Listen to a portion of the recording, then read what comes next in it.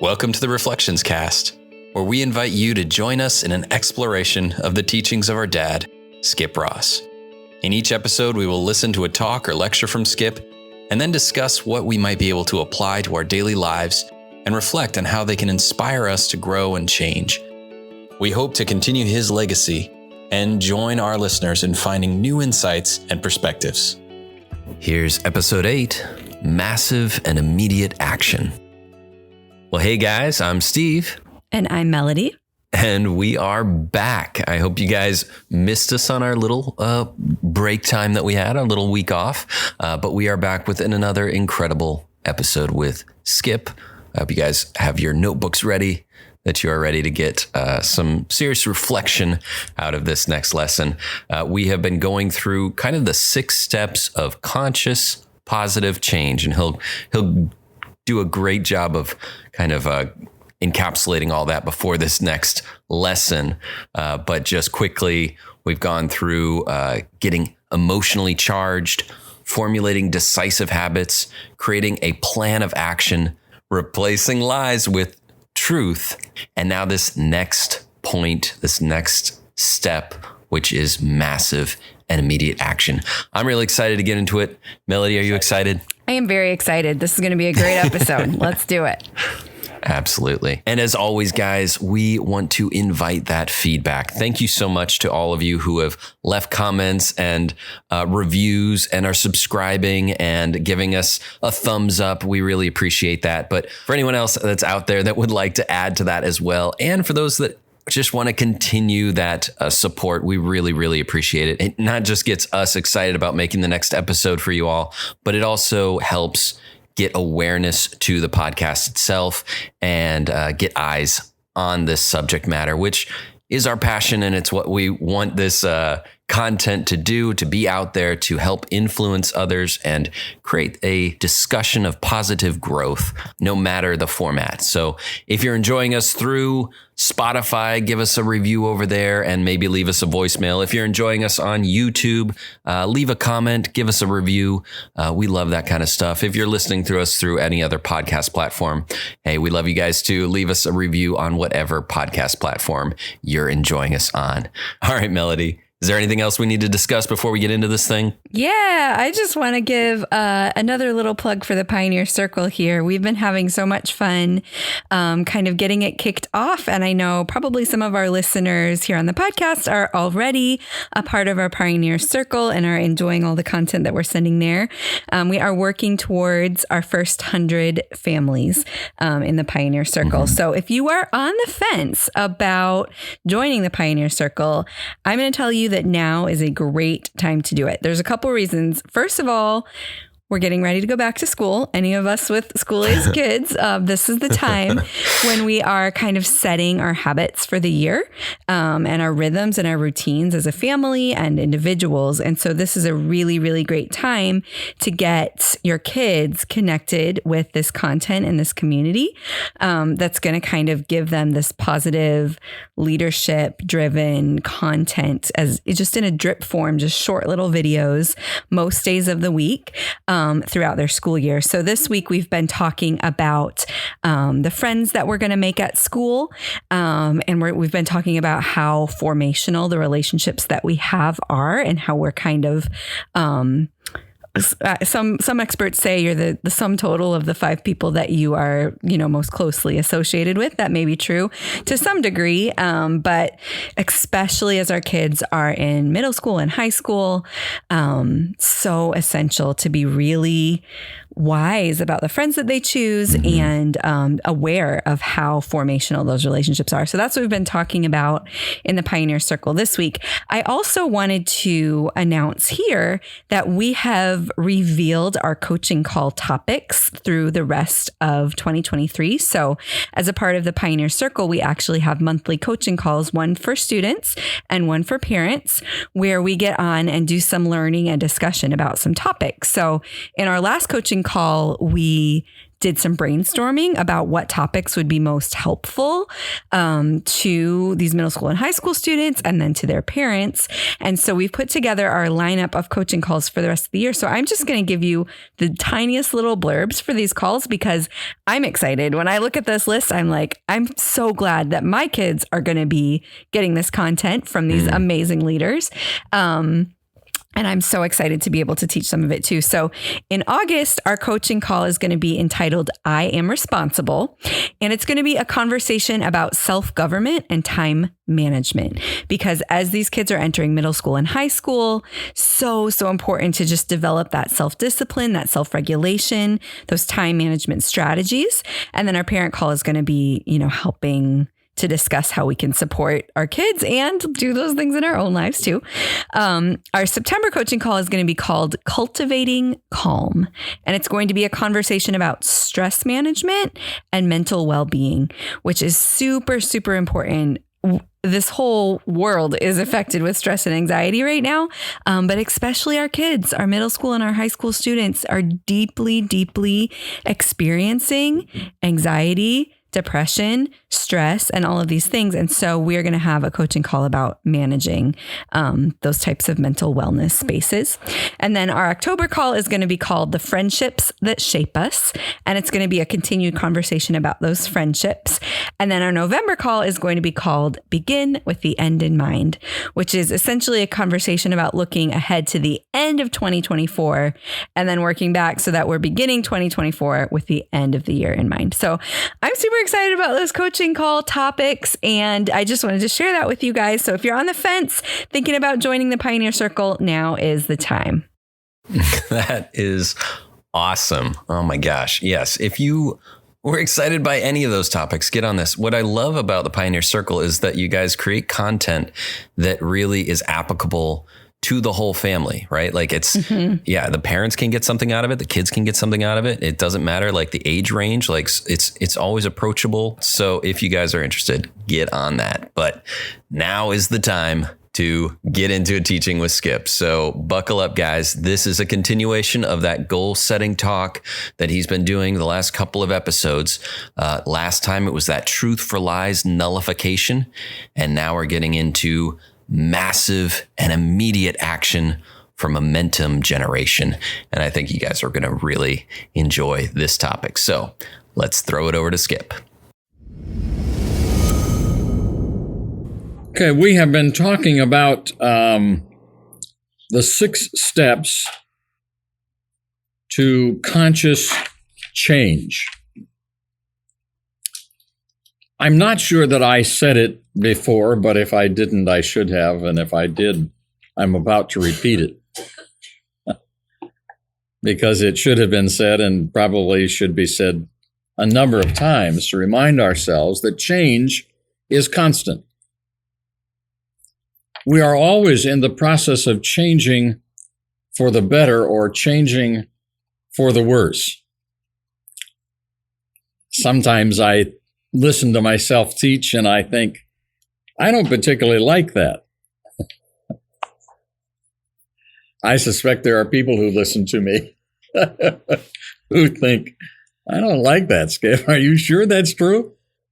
So I have that conversation with myself, and this is one of those things about which I have the conversation, and that is I wish I were always changing for the better. I wish it were more automatic. I wish it were more consistent. I wish it were more massive. It's just not. Change is inevitable. Change is constant. But the direction in which it goes is not obvious, and it's not automatic. It has to be consciously addressed for change to take place in the direction that I want it to go. So if I'm not constantly thinking about change and the change that's taking place in my life, in my relationships, in my business, in my home, in my life, in my body, if I'm not consciously thinking and designing those changes for my betterment, they will move to the negative side. So change is always constant. It's inevitable. And what we're talking about are the 6 steps to conscious change. And I perhaps should add to that 6 steps to conscious positive change, which could be called growth. Growth is probably more of a acceptable word than change, because all of us at an unconscious level know that change is always painful, because change requires us to move from the comfort zone where we like where we are to the zone where we are not so comfortable. And that zone is either the zone that moves us forward and matures us, or it's that zone where we have drifted back into doing old things that we used to do. It doesn't feel like it's change, but it is. And the debt that we pay for drifting back and changing and deteriorating is far greater than the debt we pay or the pain we endure when we just consciously move forward.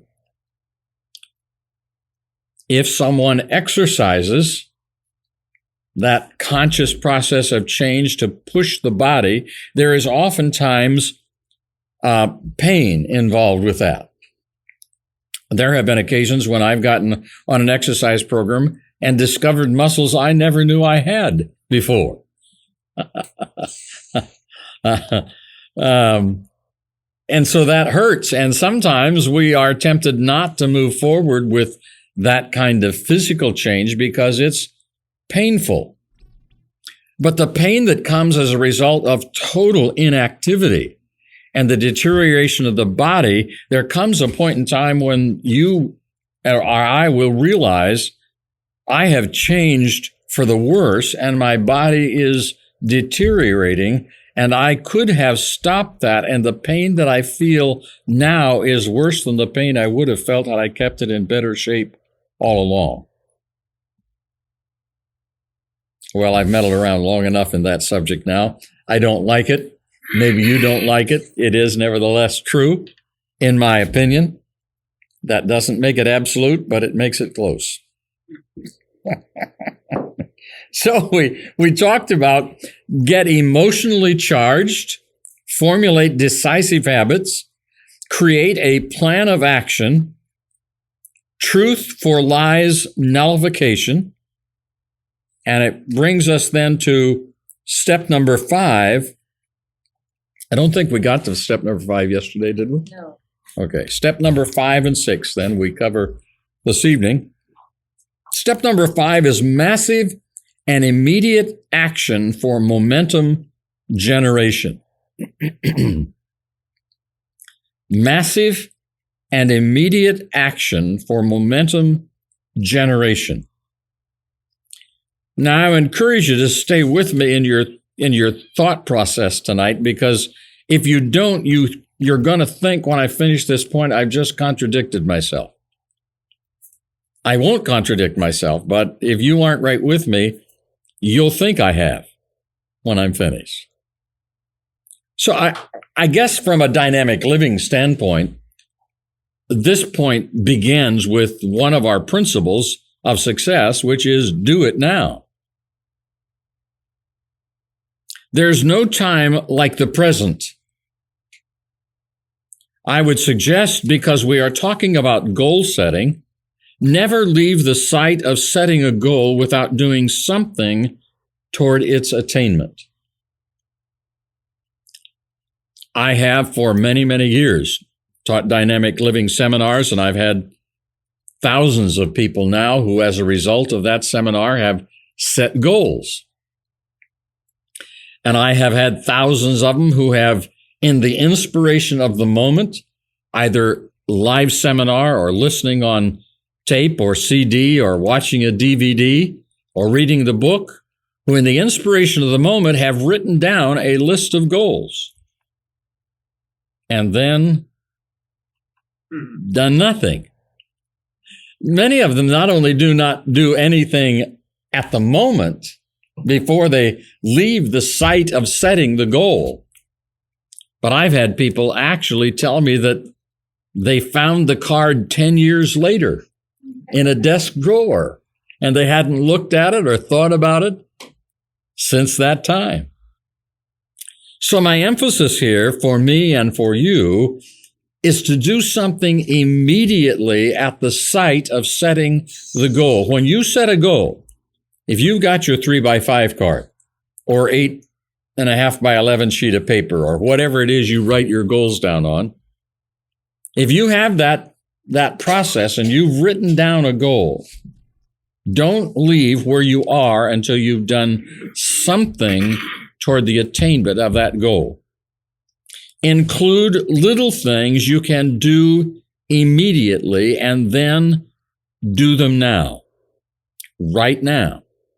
Rat now, as our Southern friends would say. So never leave the sight of setting a goal without doing something toward its achievement. Did I say that? Yes. I just repeated it.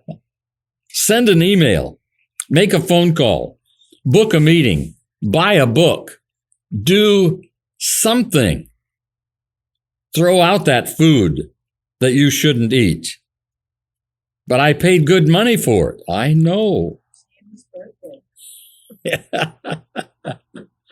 Do something now. Right now. Do something while you're inspired, while you're on track, in the mood. Whatever is the phrase that is suggested to you when you get in one of these focused times. I'm on track. I'm in the groove. I'm in the zone. Whatever that phrase is for you, whenever you begin to enter that, do something immediately. There is no better time. There is no easier time to take some sort of action. The more massive the action, the more committed you will be to achieving the result. So our point here is massive and immediate action. But don't confuse a phone call as being massive. Don't confuse an email as being massive. So don't confuse that, but it was immediate. So we're talking about both aspects here, massive and immediate action. We know from the experts, I'm not an expert, but I read the experts, so I know what the experts say. We know from the experts that massive action creates momentum. It just does. And sometimes when people come to me and say, I've been working hard on building my business, but it's just not working, my immediate inner response is to say, then you just aren't working hard enough. Now, I generally don't come out quite that open and direct and confrontationally. I generally wrap it up in all sorts of different phrases that makes it a little easier to digest. But the bottom line, and when I'm just talking to a group of people, without talking to any of you specifically, I can say, just work more. Massive action is what we're after.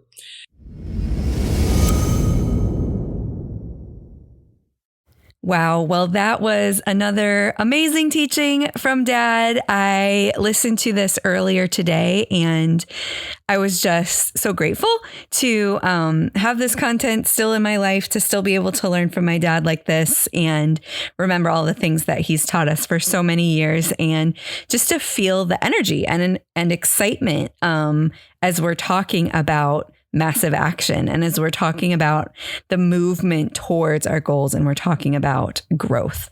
So I love that he defines growth as conscious, positive change. I just love that verbiage. I think it's really inspiring, motivating, because essentially growth is not going to happen unconsciously. Like, growth is a choice that we make to move in the direction of positive change. So I I love the way that he just unpacks so clearly steps that we can take to move in that direction, from getting emotionally charged to formulating those decisive habits, creating the plan of action, replacing lies with truth. And then today we've learned about this massive and immediate action. And I think that we've probably, if we've listened to Skip for very long, done exactly what he talked about in today's episode of getting excited from a goal setting seminar, writing down some goals, and then not doing anything to move towards those goals. And so I think that it was great that he just pointed out that that's a reality that happens to a lot of people. And, it's not bad. It's not bad to set goals and then not follow up on them, but it's not going to bring us to conscious positive change. So I love that he just gave that invitation to say, hey, if you're going to invest the time to do this learning and to set these goals, then the best way to set yourself up for success is just to go ahead and take that action right out of the gate. And he said, never leave the sight of setting a goal without doing something towards its attainment. Now, there was one thing that he mentioned right at the beginning of this episode, this idea that change is always constant. And he said, we're always changing for the better or for the worse. And it was so interesting that I listened to this today because I had just come from a Taekwondo class. I think I've mentioned on here before that the girls and I are taking Taekwondo. And our master today was essentially giving this exact speech to us of basically saying, like, you might be feeling like you're not progressing as fast as you want to progress. But the truth is that every day that you come in and you do the work, you are progressing towards the better. And every day that you don't, you're losing the flexibility that you've built. You're losing the strength that you've built. So continue to stick with the process, even when you can't fully see the results, because it's not just a matter of every time you go, you get better. It's also a matter of when you don't go, when you take long breaks, you do lose what you've built. So it was really interesting to hear him talk about that, because I don't know, there's some, I think I might have a different perspective on that in some areas, but I think that overall, like, that's a really important perspective to remember. So I thought this was a great episode. That's awesome. Yeah, that's such a cool happenstance that you would hear something like that on the day that you're listening to this. All right. Well, yeah, I loved it too. And I thought that even though, on the next little bit of audio, he goes even further in depth on this point. But I think just getting that encapsulation of everything he's talked about and then adding into it with this massive and immediate action, it brings up a couple of, really great goal setting questions that I have, not just in how we construct a goal, but some of the mindset that Dad had when he's talking about this stuff. And so I had some questions that I really wanted to get into with you. Are you ready? Can we get into it? Let's do it. Absolutely. All right. Okay. So question number 1 goes back to that change is always constant, right? Right. So my question is, we can control if the change is positive or negative through conscious effort.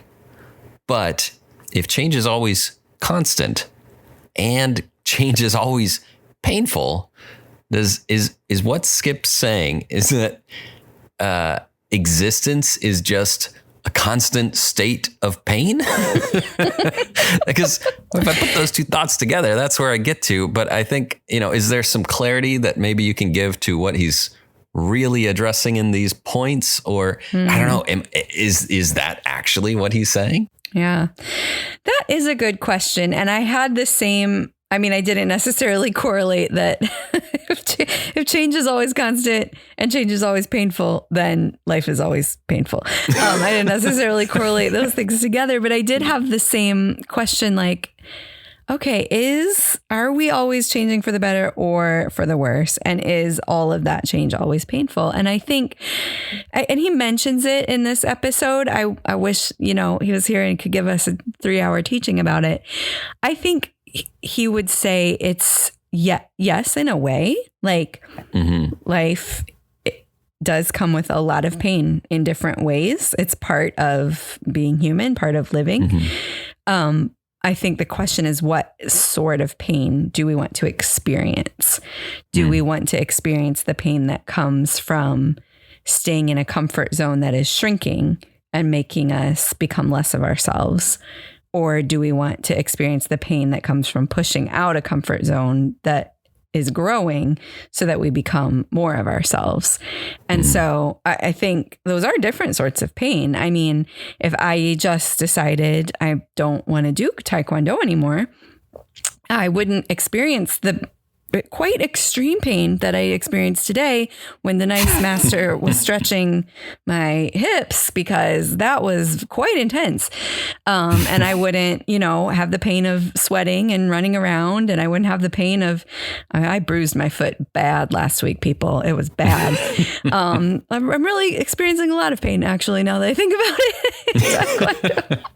But if I quit, I wouldn't have any of those pains, but I would have the pain of the loss of a goal.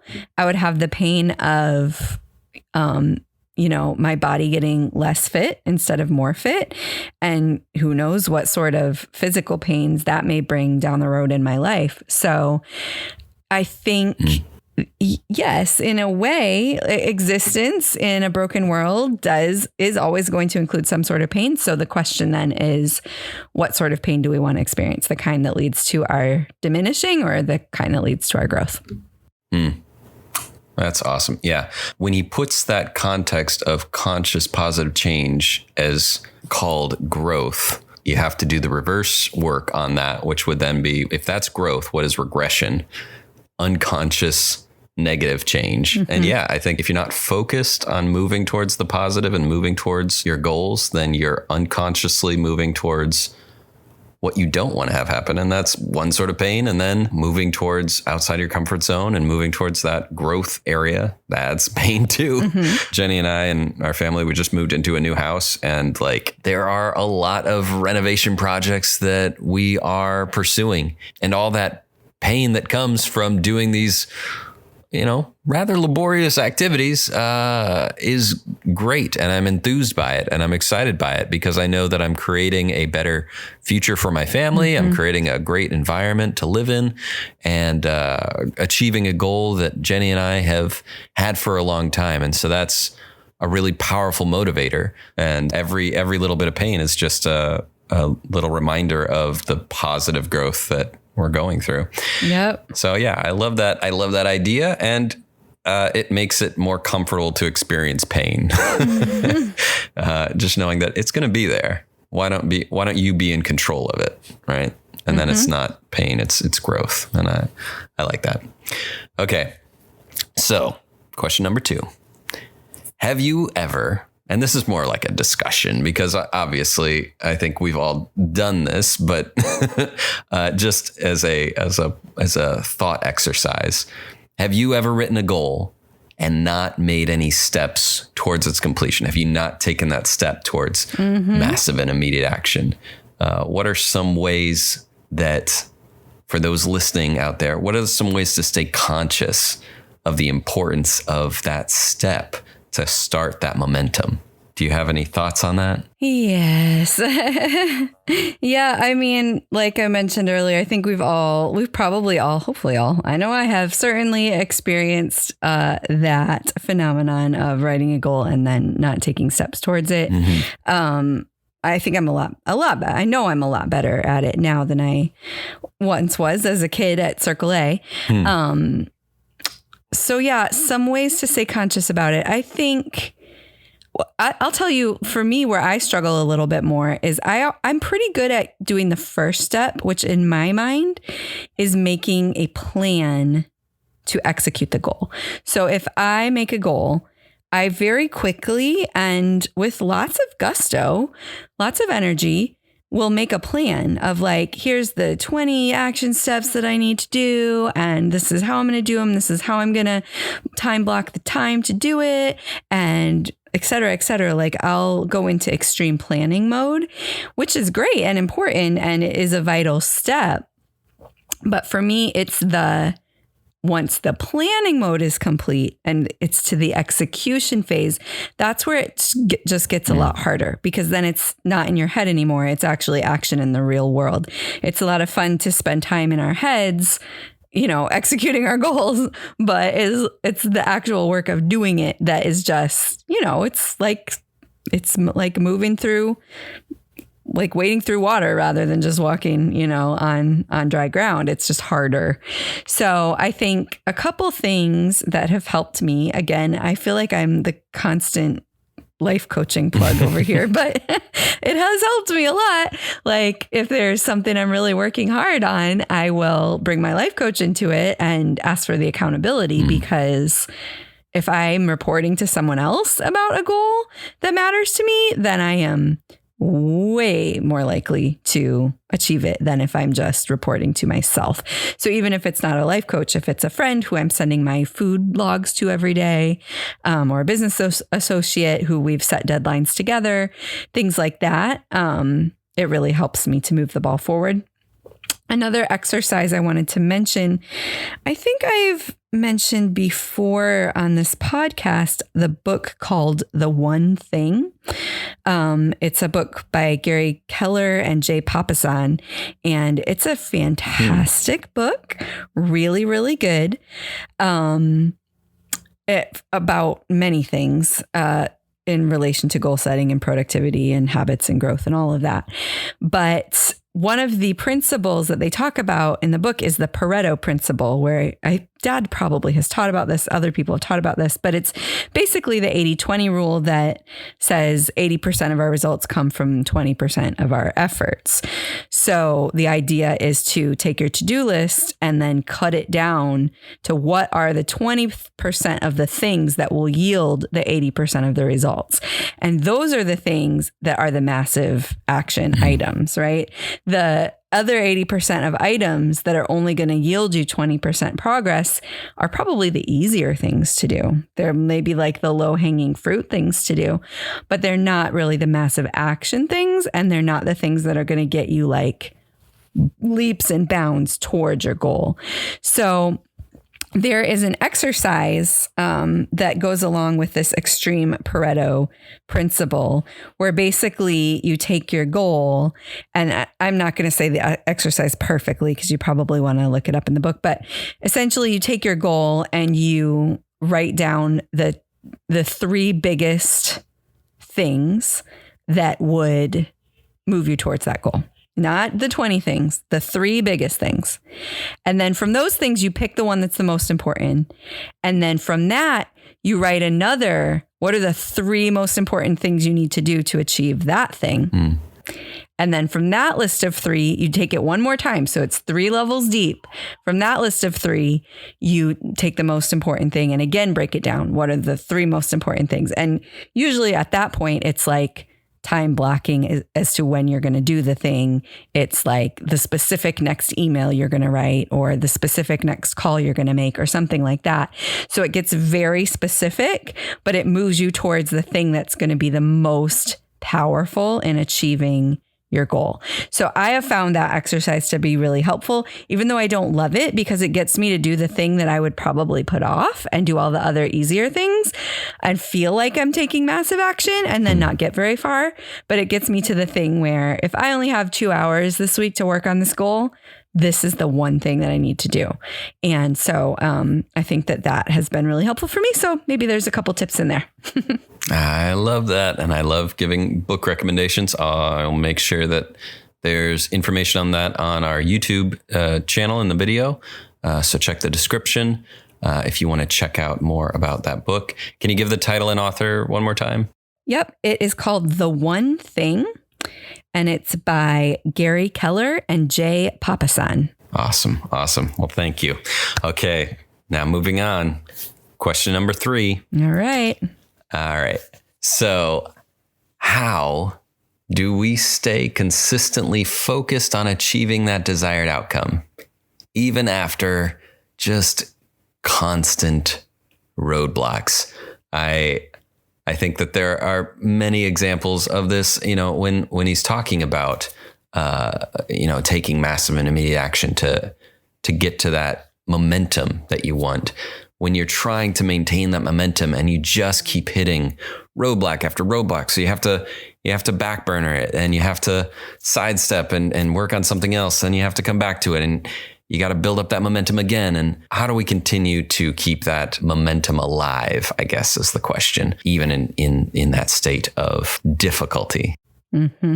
Yeah, that's a great question. And I've certainly experienced those seasons where the roadblocks just kind of seem very overwhelming and endless and all of that. So I think we all do certain times when we're trying to achieve big goals. I mean, there's a few things that I would start with accountability, I think, because if you are not reporting to someone, but if you're checking in with someone outside yourself, it can help you get some non-emotional perspective about it. It can help you see the progress you're making even when you can't see it. It can help you adjust your strategy. So accountability of any sort is certainly super important, especially if you are experiencing consistent roadblocks when you're trying to reach a goal. But I think can I ask a question? Yeah. I'm sorry, because we do bring up life coaching a lot in every episode, but I don't know if we've delved into like what would be your recommendations for how to pursue finding that right life coach. Is it just, hey kids, go to your parents, they've experienced it? Or is it, find a peer that embodies qualities that you want in your own life? Or what is the methodology that you would recommend for someone who's, obviously understands the importance of life coach, understands that they want to have that accountability? What is the relationship that you're looking for with that? Yeah, no, that's a great question. I mean, I think it can come in a lot of different ways. I think that essentially you're looking for someone who has traveled the road that you want to walk, or who has the training, who can help you uncover what's already in you. So, it could absolutely be a parent. It could be a peer that you respect and admire who has accomplish some of the things that you're working to accomplish. It could be a teacher. It could be a professional life coach. And that's, typically in this stage of my life who I go to, because I think at a certain point in life, you've learned a lot about yourself, and what a life coach can do, a trained life coach can kind of help you uncover what you already know and hold yourself accountable to it. So instead of them necessarily teaching you a lot of new things, they're helping you remember the things that you know. So, but absolutely does not have to be a paid professional. It can simply be someone who you just say, like, I'm looking for someone to help keep me accountable, or I'm looking for a mentor, in this particular area. And building relationships like that with people is absolutely invaluable. And there are certainly spaces in my life where I have mentors like that. And it's really, really important. Those relationships are really, really important. So yeah, great question. Awesome. Well, thank you. I'm sorry to derail your, full response to the previous question, but I thought, that's valid for people to hear as well, of, how to find that accountability. So thank you for the additional response. For sure. Well, and as another little plug that I don't even know if I've mentioned to you, I do have a personal dream of starting a Pioneer Circle personal coaching space as well. So we have like the group coaching that we do with the whole group, but I have a dream of having some Circle A coaches as well. So that could be a great place to go for life coaching once we get that out and underway. But back to the question, staying focused. So accountability in whatever form it comes is super important to staying focused. But I think even more than that, it essentially is coming back to the why. Why is it that you have set this goal in the first place? Because I will tell you, I came to a point in my life a few years ago where I realized that there were certain types of goals that I would set every year and I would accomplish every year. And then there were other types of goals that I would set every year and I would never accomplish. And every year it would just go back on the list again. Maybe this is the year I'll do this. Maybe this is the year I'll do this. And I realized that there were some goals on this list that like I didn't even really care that much about doing, which is why I wasn't doing them. And they just kept taking up space on my goal list because somewhere in my head, I thought that I should accomplish this thing. And so I realized that a smaller goal list or a more specified goal list to what's truly essentially important in life is going to be the goal list that motivates us to achieve the things that are on it. So when we're looking at spaces where we're not accomplishing things or where we're hitting consistent roadblocks, I think we have to go back and look at the why. Why did this particular item make it on the list of things I want to accomplish this year? And sometimes we'll look at that and we'll be like, well, the why is because it is essential to my health, or the why is because it is essential to my marriage, or whatever it might be. And when we remember that it's essential, we remember the real why, we're motivated to continue, even if we're hitting the roadblocks. Because the fact is, if we're working towards the goal, we're growing, we're experiencing conscious positive change, even if we can't see it, right? But we might look at that goal and realize, you know what? The reason why I think I needed to accomplish this goal isn't very important to me. And so I'm going to take it off my list and put something on this list that is important to me. And thereby we are also experiencing conscious positive growth. So that's probably my best answer for that. There's probably other great answers, but that's what came to mind. I love that. And I also love your little plug for Pioneer Circle, because I can definitely say, just as an example of a goal that I've had for some time now, that having you keeping accountability for me was a huge component in me, going back to the why and keeping that motivation of like, this needs to get done. But also just that you were there to keep track and check in and say like, hey, where are you with this goal? Mm-hmm. And I really appreciated that. And that example is our dad's headstone. After, he was buried and we picked a plot. It has a very beautiful spot for a designed headstone. Mm-hmm. Dad had always talked about what he wanted written on his headstone. And I knew it needed to get done, and it needed to get done right. And it couldn't just be some like pre-made thing. Not that there's anything wrong with that. It was just, this was something that he had talked about for a while. And I just wanted it to have some connection with his life and his purpose and his ideals. And I just had a vision that I wanted to execute, right? And so in order to do a custom designed headstone with, my own art and my own thing, there's a process that needed to go through where we needed to go to some, a third party. And initially we started that process, and then there were roadblocks. There was just like, basic roadblocks of like, oh, hey, that's not the right format, or hey, we can't do those kind of designs, or hey, that's not, the right, approach to this, or here's the specifications that we need for this, and that I understood. But then like, then they went on vacation. We couldn't get a hold of them for a while. And then there was other issues of, did the employee that we were working with, are they still employed? What's the contact info? Just little things that just kind of slowed down the process. And each one of those, it just felt like, well, I guess we'll just check back in and in a time. And throughout that, there was also like the creative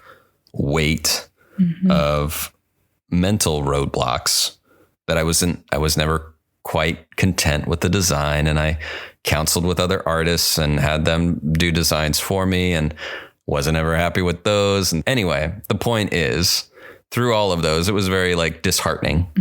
And I just felt like, when is this goal going to get done? And I think after all of that, looking back, I know that the real mental roadblock was that this was the last thing that I could tangibly do for my dad himself. Like the podcast is kind of like, the echoes of his message that we can continue on into the future.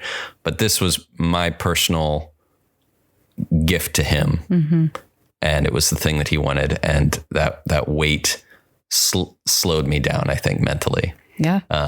And without that accountability of you saying like, hey, where are we at with that? Have you checked in with those people yet? Is he back from vacation yet? Did you get that right format? It really helped. And it's done and it looks great. And we visited it yesterday, 2 days ago. It was yesterday. Yeah. And it was great to just see it done and done right and the way that he wanted. Yep. And it was a goal accomplished through these methods. So thank you for that. All right. Well, I've rambled on enough of my example, but are there any closing thoughts that you have about this topic or things that people should take away from this before we get into the next episode, which, just a quick plug, you guys want to check in for that one too? For sure. Well, yeah, I mean, I just want to say, I think that's an excellent example. And I think that you bring up a really, really important point that we haven't necessarily unpacked in much of these teachings with Dad so far, which is the blocks that develop that aren't necessarily external, but the ones that are internal, the ones that we don't necessarily always see or know how to define, but that are there, emotional blocks or all those sorts of things that just make a task or a goal seem so much harder. And so I think it's really, really important to mention that, because, that's something that you kind of have to work through a different way. And essentially the biggest way you work through it is just by seeing it and by owning it. And that's exactly what you did. So thank you for sharing that, because I think it's going to help a lot of people maybe discover their own sorts of blocks in their own stories and goals. So, and I also want to say it's absolutely beautiful. It was worth whatever time it took to get it done, and he would love it so much.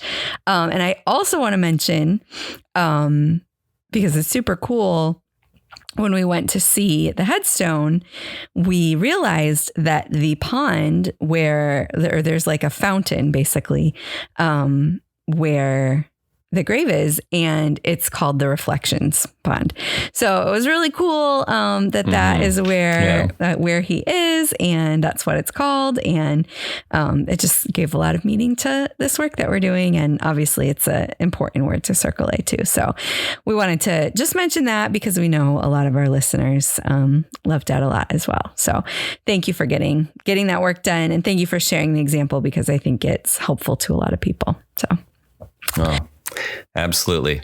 And thank you all for joining us on this journey with the Reflections Cast.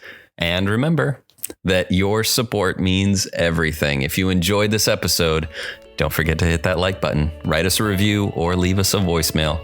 And please share this episode with friends, family, or anyone you think might benefit from our discussions. We believe in you, and we're committed to help you thrive on your journey to discovering all you were created to be. Until next time, keep reflecting, keep growing, and pass it on.